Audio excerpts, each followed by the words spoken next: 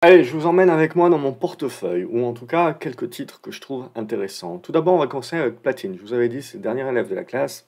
Si le Platine y va, ça veut dire que tout le monde va y aller au niveau des métaux. Et donc, on va jouer pas mal les minières. Alors, on avait déjà joué les minières or, puis les minières argent. Minière platine, bon, vous avez, c'est PGM globalement. Mais voilà, vous avez pas mal de choses qui commencent à partir. Bon, à titre personnel, j'ai j'ai du Shinbaye depuis un petit moment. Alors, elle a du palladium, elle a du platine, elle a même de l'uranium en réserve.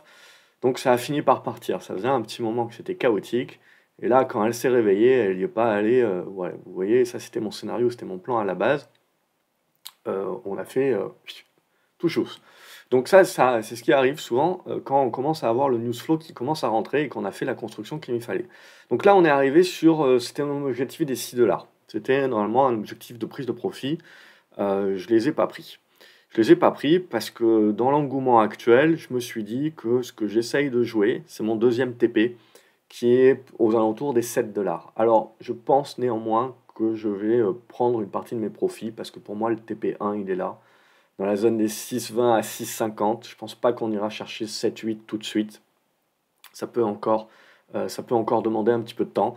Et donc, ce qui va nous intéresser, si jamais on a un petit peu de conso, parce que bon, elle est bien nerveuse celle-là, hein, c'est pour moi tout ce qui revient en dessous des 5,5, j'ai envie de payer. Donc je paye tout retour justement qui m'intéresserait. Vous en avez une autre. Alors vous avez Sylviana également si vous aimez investir sur le LSE. Sinon aux États-Unis il y a PLG. Alors c'est pas la meilleure lame du tiroir, mais en gros quand on spécule un petit peu sur le platine, elle se réveille un petit peu. Donc là aussi, on avait eu, vous voyez, un premier mouvement ici, deuxième mouvement ici, puis plus rien. Là, éventuellement, troisième mouvement qui se met en place. On a bien congestionné. Donc si le rebond platine est un peu plus durable que les deux dernières fois, on devrait avoir des choses intéressantes. Tout ce qui revient ici, il faut payer. Ah, pam, pam, faut payer pour essayer de jouer la relance et un retour vers la zone, je pense, des 1,70 à 1,90 de dollars. Ça serait la première zone un petit peu de prise de profit. Il y a un autre secteur d'activité qui se fait défoncer évidemment par les réductions de subventions de Trump, c'est le solaire. Maintenant, je vous propose d'abord Voltalia. Alors ça, je ne l'ai pas en portefeuille, hein. PLG non plus, je ne l'avais pas en portefeuille. Mais voilà, je vous propose Voltalia qui s'est bien remise. On le voit, tac, ici. C'est un truc qu'on avait bien discuté au sein de l'académie. Voilà, donc on commence à avoir la construction qui va bien. Tout ce qui revient là-dedans doit être payé. Tout ce qui revient dans la zone des 7 là, ça doit être payé parce que l'objectif, c'est d'essayer de casser cette oblique-là pour insuffler un petit vent de reprise vers la zone des 10. Ça sera un premier objectif. Ce que je regarde aussi, ça a le côté agriculture et ça a le côté également lithium, c'est des titres comme ALB. Des titres comme ALB, alors là je vais effacer un petit peu mes gribouillis, j'avais dû expliquer les choses dans l'académie. Euh, mais ce qui va m'intéresser, voilà, c'est une tendance qui est baissière, c'est indéniable. On a la petite construction qui va bien, donc si ça casse par le bas, on patiente encore parce que on validerait plutôt la volonté d'éventuellement continuer dans le biseau descendant et de se dire tiens, 40 dollars, ça peut être un objectif, mais en même temps, je pense que c'est un prix qui sera super intéressant à ce moment-là. Mais bon, attendons le signal. Ou si on arrive voilà, à mieux construire, je pense qu'il y a une reprise de position qui se met en place ici. J'en ai sur mon bas de laine, j'en ai plus, j'en ai plus sur le dynamique. Voilà, mais si on arrive à se remettre dans la zone, je pense honnêtement en reprendre parce que je pense qu'on peut viser la zone des 70 dollars. La zone des 70 dollars, c'était l'ancien support qui deviendrait résistance. Après, il y aurait certainement un petit peu de gribouillis construction avant de pouvoir en faire un retournement de moyen terme, mais ça serait une première étape. Donc celle-là aussi, je me la garde sous le coude et je trouve qu'une action sur laquelle j'ai fait pas mal de gains cette année, donc forcément je l'aime bien, donc je suis biaisé, c'est Scholes. On voit, elle a fait une remontada, puis derrière, on avait décidé de vendre les résultats, puis on avait décidé de vendre la fin des subventions dans le budget trumpien, ce qui était prévu en soi, hein. Donc pour moi, ce qui est bien, c'est que quand on voit tout cet amoncellement de mauvaises nouvelles, ben, les valeurs arrivent à tenir leur socle. Donc c'est que essentiellement les mauvaises nouvelles sont intégrées et que essentiellement Scholz elle résiste quand même pas mal, bien mieux que les autres et donc je pense que voilà, elle est plutôt pas mal. J'ai loupé l'achat ici. Ça m'a fait rager un petit peu. Voilà, ça arrive pas qu'à vous, moi aussi ça arrive, donc j'ai loupé l'achat ici. Donc maintenant, voilà, dans un monde idéal, j'aimerais bien qu'on revienne ici pour que je repaye, mais dans un monde réel, il y a fort à parier que elle va faire un petit truc comme ça. Donc je me la garde sous le coude quand même, je l'observe, je trouve qu'elle est intéressante. Si on revient en France, pareil, dans des valeurs où je joue un peu plus les retournements. Je prends du Téléperformance pour commencer. Le pivot, ça va être leur annonce de nouveaux plans stratégiques. Soit on le vendra parce que c'est pas terrible, soit on l'achètera. Je vais miser sur l'achat. Mais bon, j'ai une grosse position, donc je suis peut-être un petit peu biaisé.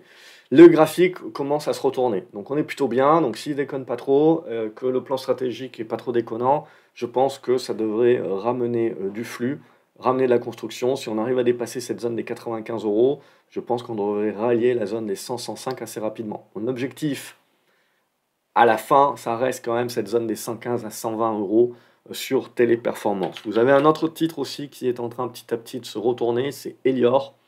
Là aussi, c'est quelque chose que j'ai loupé. Là, j'ai eu trop hésité globalement. Et alors que j'aime bien acheter ces résultats qui sont vendus dans des conflits qui commencent à se retourner. Ça, c'est mon petit dada. Mais là, je n'ai pas su le faire.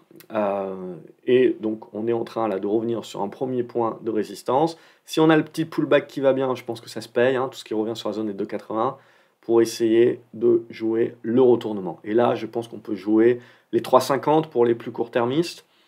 Et bon, si on arrive à passer ces niveaux-là, je pense qu'on se met dans une bonne tendance pour essayer de breaker la zone des 4,420. Et là, pour insuffler un retournement beaucoup plus durable et majeur sur Elior. On a beau casser du sucre sur le pétrole et voir que l'OPEP veut plus vendre en acceptant des prix plus faibles, plus que se retrouver avec du pétrole sur les bras.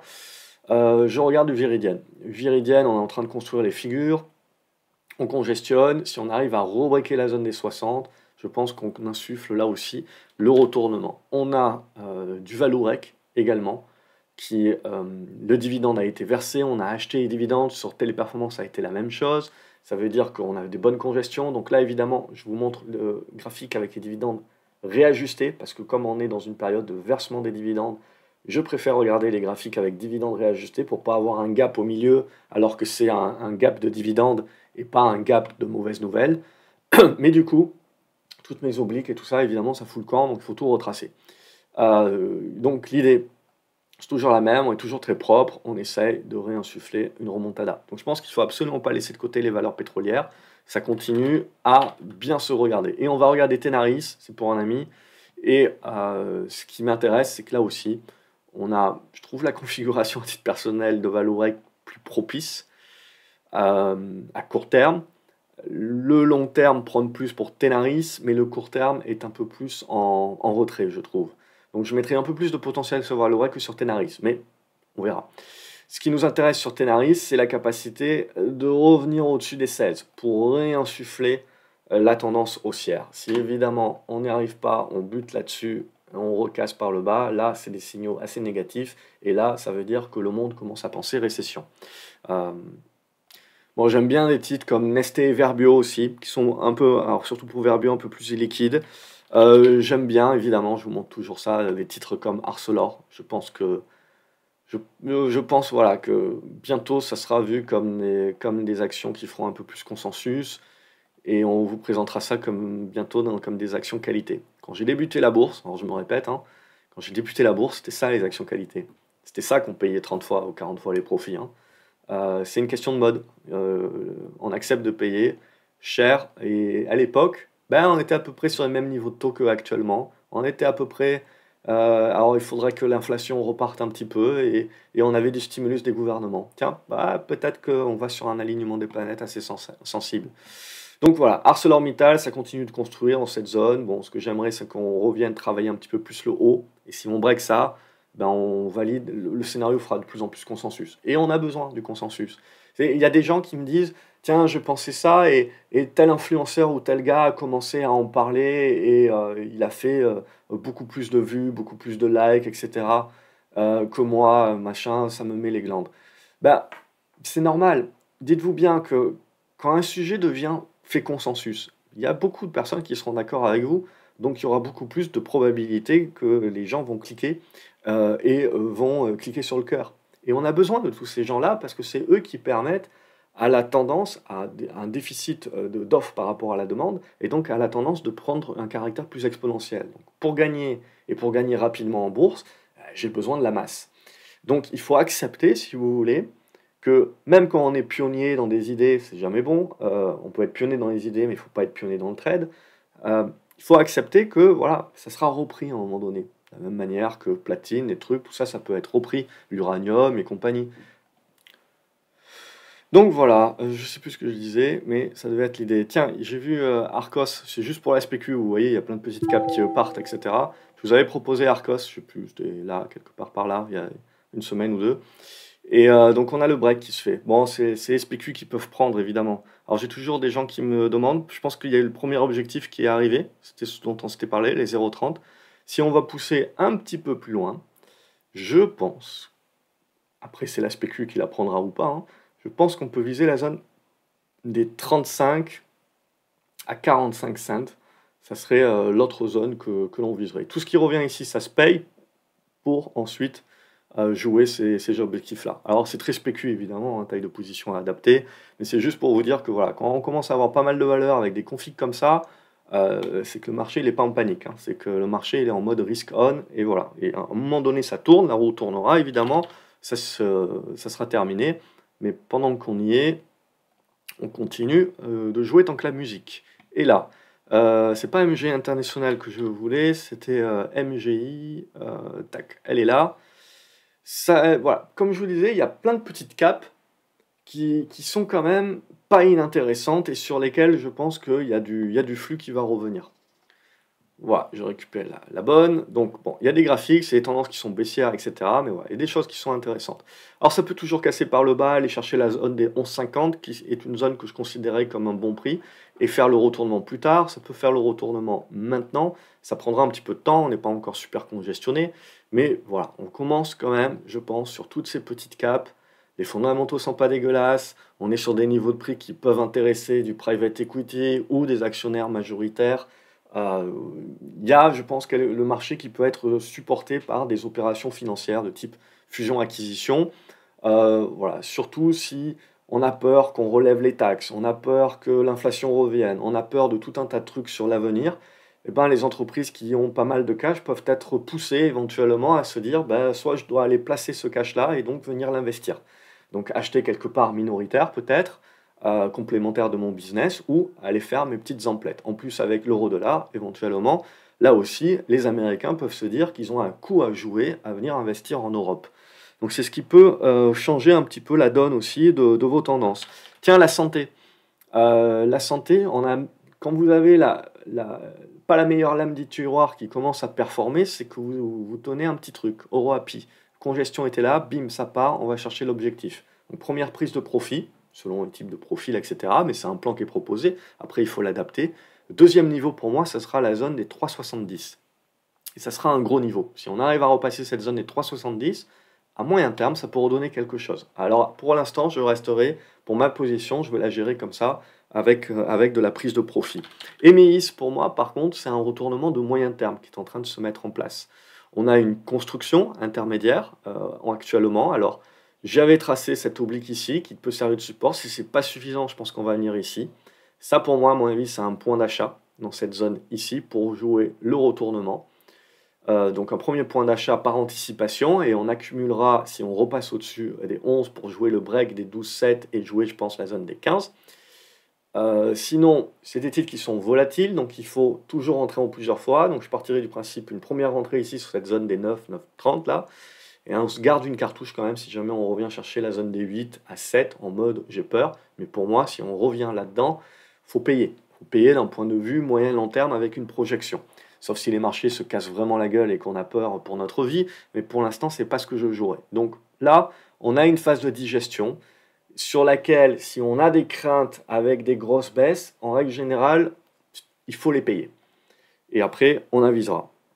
Et pour l'instant, c'est ce que je ferai. On a des titres comme Umicore qui sont en train de jouer leur rebond. Donc pour l'instant, on reste dans des rebonds. Donc il y a fort à parier qu'on bloquera dans les zones et qu'on construira. Ça c'est le scénario logique pour moi, c'est qu'on consolide. Et donc, si on revient dans cette zone-là, on accumule et on joue le break plus tard. Si on break tout de suite, on accumulera sur le pullback et on ira chercher. Dans les deux cas, c'est une question de temps, mais dans les deux cas, j'essaye d'aller viser un retour dorénavant sur dépassement des 10 euros. Je pense qu'on pourra aller chercher les 12 à 13 euros. Faudra regarder un petit peu tout ça. Je pense que voilà, ça bouge un petit peu sur la santé et sur les biotech aux US. Donc je regarde du Moderna. Alors Moderna c'est baissier, hein, bien entendu. On a une congestion. Alors c'est dans mon portefeuille dynamique, donc c'est normal qu'essentiellement c'est des tendances qui sont en rebond, en retournement. Avec le marché actuel, en fait, je joue la spéculation et les départs comme ça. On voit qu'il y a quand même des gros volumes qui arrivent. Donc en fait, j'essaye de jouer les accompagnements plus que du suivi de tendance ou des choses comme ça. Mais après, voilà, c'est mon profil aussi d'activité. Sur mon bas de laine, je vais jouer à autre chose. Mais moi, perso, voilà, j'aime bien. Après, si on n'a pas un matelas de gain, de sécurité, il faut être discipliné, bête et méchant, en mode moindre risque. Et après, voilà, avec le temps, on peut se faire un petit peu plus plaisir. Donc Moderna, ça commence à construire un petit peu. À titre personnel, j'essaye de jouer la fermeture du gap jusqu'à la zone des 34 $. Sur bonne news, sur un malentendu, ça peut fonctionner. Mais voilà, ça sera quand même un truc un petit peu plus spécu. Du coup, on a du Galapagos aussi, biotech de son état, qui se retourne. Donc on avait parlé de cette congestion ici, dans l'académie, je crois. Ça a fait le break, on arrive sur la résistance, on consolide à plat, plutôt positif donc. Donc pour moi, si on vient à revenir dans la zone des 23,50, 24 euros, faut payer, faut accumuler. Et on essaye de jouer le break de ces 26 pour aller refermer le gap et travailler cette zone ici. Ok, on va essayer de travailler cette zone des 28, 29. Et c'est ça qu'il faudra réussir à dépasser pour commencer à insuffler des retournements de tendance. Alors ça se fera certainement pas en one shot. Ok, donc là j'essaye de jouer le premier shot. Après, il y aura probablement une phase corrective sur laquelle je me repositionnerai, etc. J'essaye de jouer les trucs en escalier. Les trucs en ligne droite, ça arrive, mais bon, j'ai jamais fait.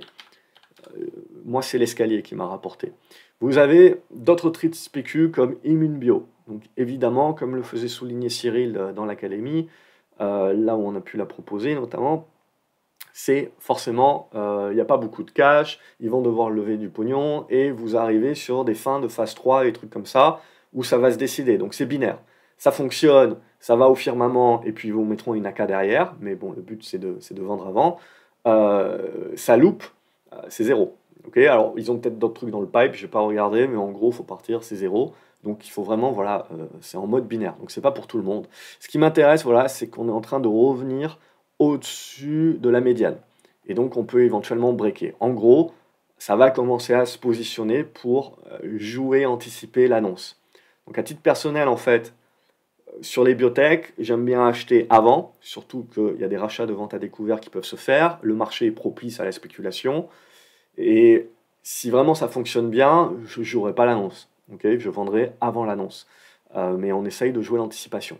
Donc ça, voilà, je ne vous pousse pas à aller là-dessus, hein, c'est très spéculatif et compagnie, mais c'est dans l'idée. Quelles sont les stratégies qu'on met en place, qu'est-ce qu'on garde en tête un petit peu sur tout ça. Si on revient en France, on va aller chercher du Valneva. Alors, j'ai écorché son nom. J'ai écorché son petit nom, mais on va se retrouver à peu près dans le même type de configuration. Si je nettoie ça, c'est pas parti là, mais en gros on est là. Donc on tient le support, tant bien que mal. On essaye de tenir la zone et on est en congestion. Ok, bam. Si je trace à l'arrache, on est pile poil là-dessus. Pour l'instant, on voit, on tente et on n'y arrive pas. On tente, on n'y arrive pas. On tente, on n'y arrive pas.